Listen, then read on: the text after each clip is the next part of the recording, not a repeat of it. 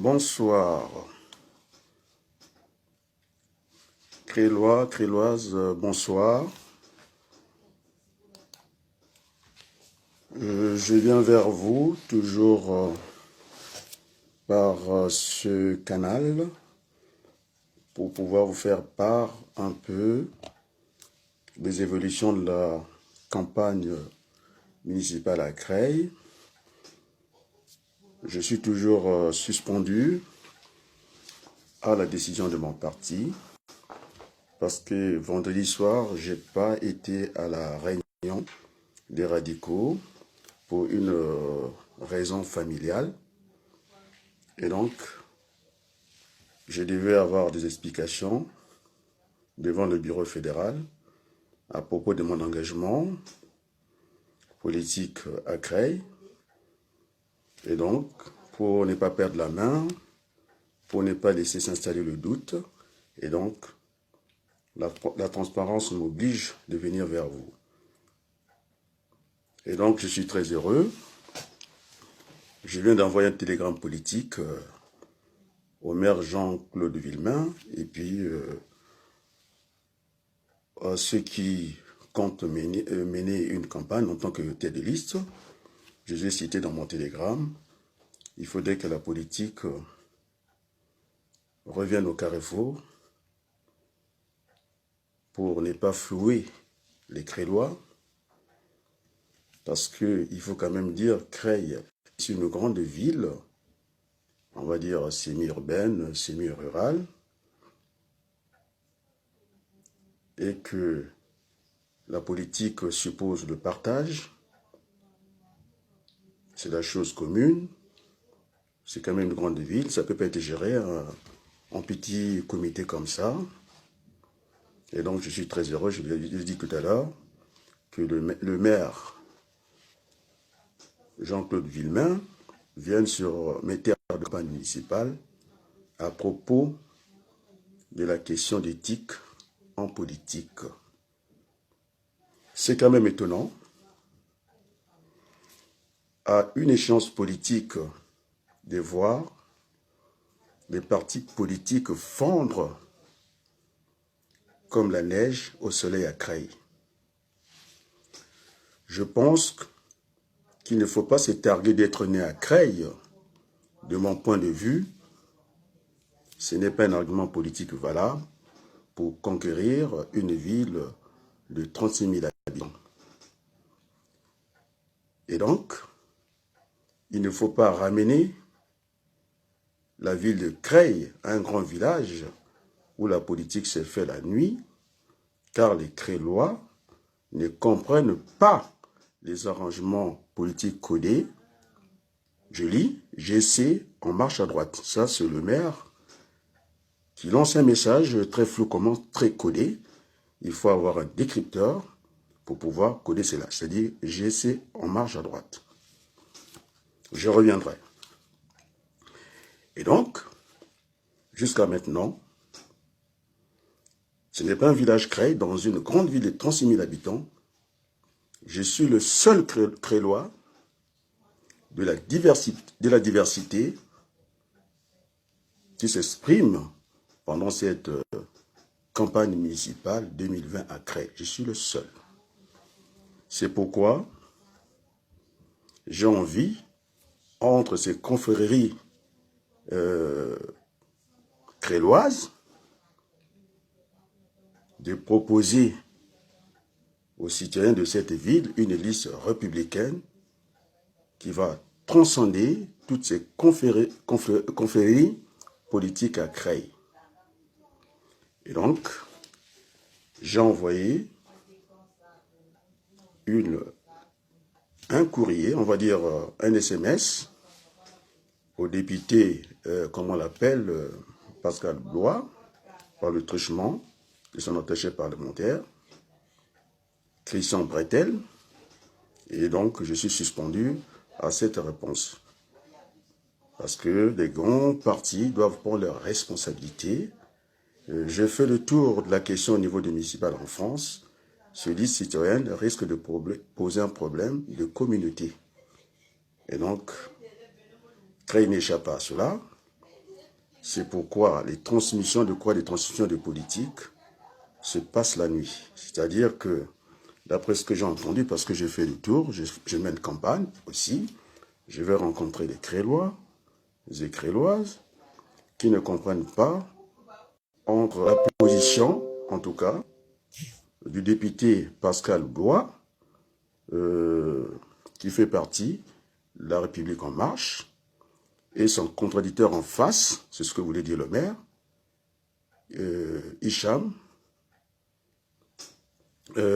qui deviennent son colissier. Ça s'est passé comme ça, c'est-à-dire qu'une OPA que personne ne comprend. Et donc moi-même, je suis perdu dans cette convention existante entre La République En Marche, le MODEM, les radicaux, à Creil. Et donc, on a du mal à se référer, même moi qui suis politique. Et donc, l'un des responsables, en tout cas de La République En Marche, le plus près de Creil, ça semble être Jean-François Dardenne, que je connais personnellement, et avec lequel nous avons mené la bataille que nous avons perdue pendant les législatives. Et donc, je ne comprends pas ce flou-là, au niveau d'un grand parti, à une grande échéance politique, puisse se fondre sous le soleil comme la neige. Et donc, la responsabilité des partis politiques,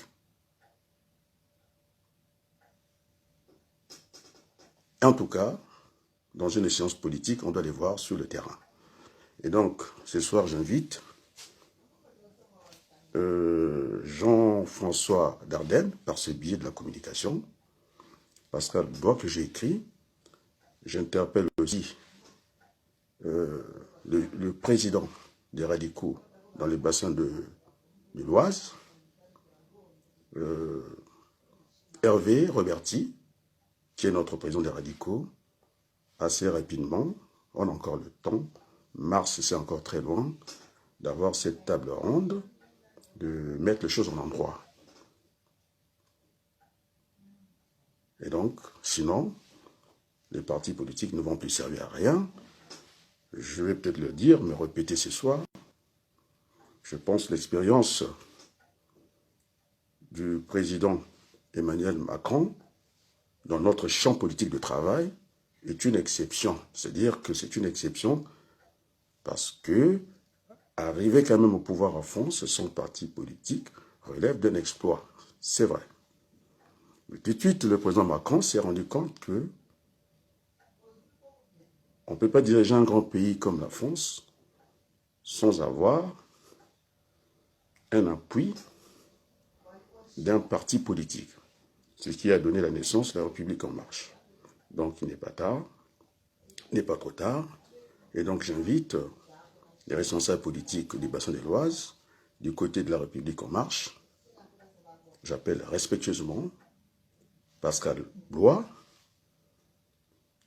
député de Creil, Jean-François Dardenne, aussi responsable de La République En Marche, maire de Nogent-sur-Marne, M. Roberti, le premier adjoint au maire de M. Dardenne, dans la ville de Nogent-sur-Creil, qu'assez rapidement, qu'on se retrouve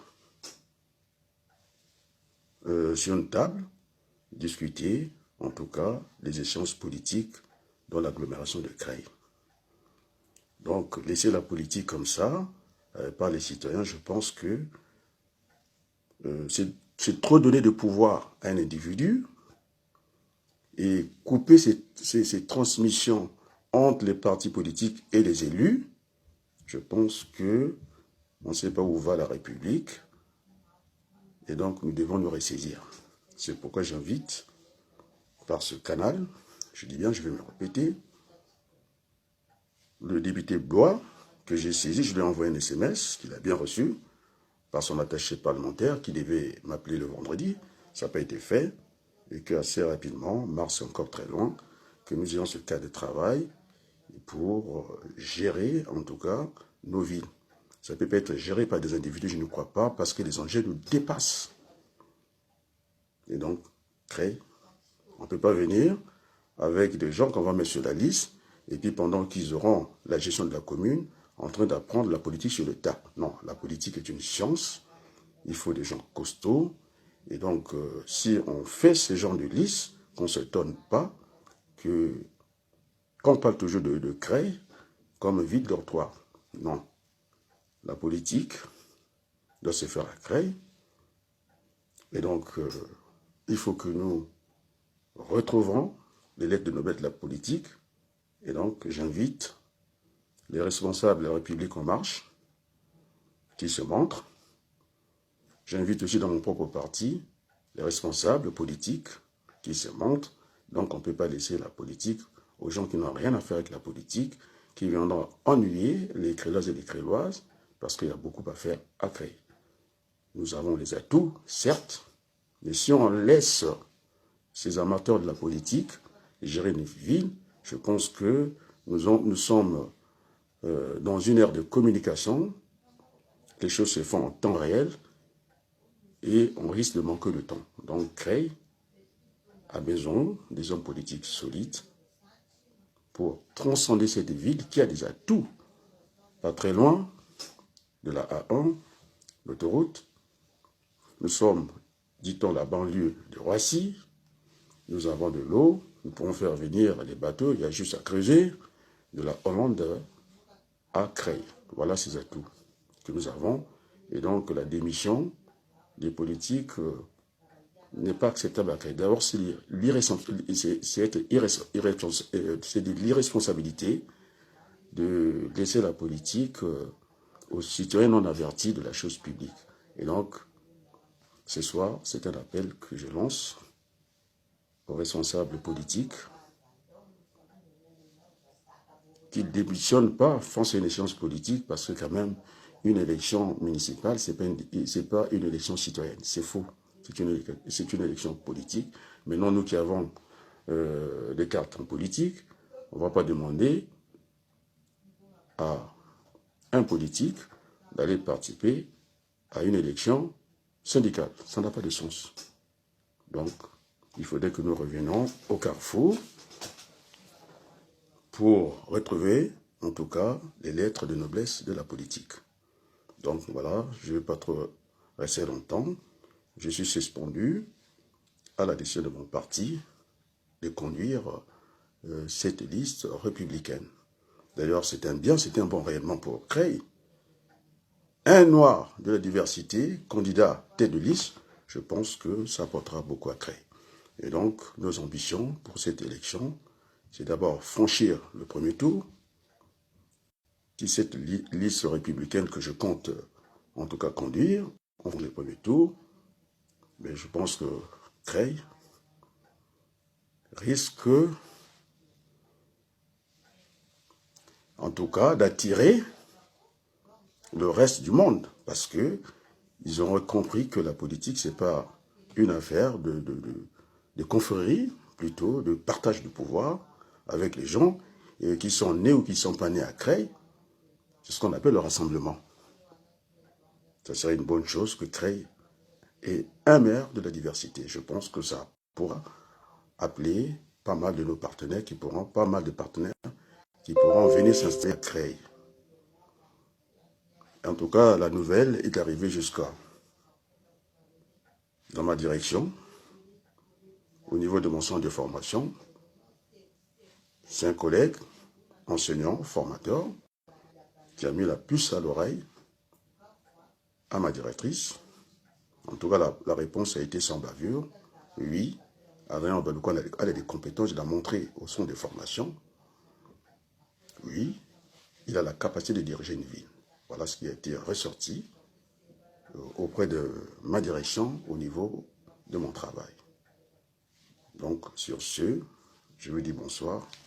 Et puis vous aurez en tout cas les nouvelles de cette table ronde que j'ai sollicitée. Merci et à très bientôt. Au revoir.